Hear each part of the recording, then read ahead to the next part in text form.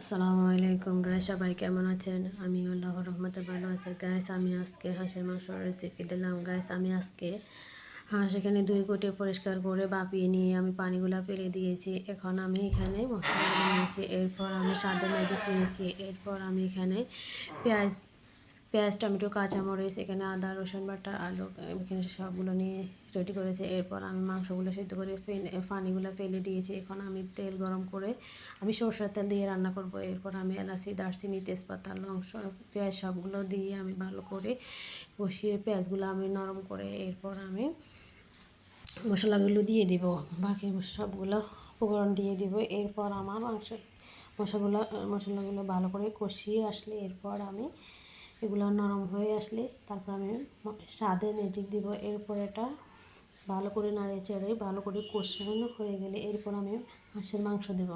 মাংসগুলো ভালো করে কষিয়ে নাড়াচাড়া করে এরপর আমি ঢাকনা দিয়ে দেব। এরপর আমি অনেকক্ষণ কষানোর পরে আমি এরপর ঢাকনা তুলে দেখি যে একটু জল বের হয়েছে, তখন আমি এই ভালো করে কষিয়ে নিয়ে এবার আলুগুলো দিয়ে দিছি। আমি এখনও জল দিই নাই, আর একটু পরে দেব। এরপরে কষানো হয়ে গেলে আলুগুলো এরপর আমি জল দিয়ে দিছি। এরপর দেখেন আমার রান্না হয়ে গেছে। কে কোথা থেকে দেখছেন আমার ভিডিওটা লাইক দেবেন, কমেন্ট দেবেন।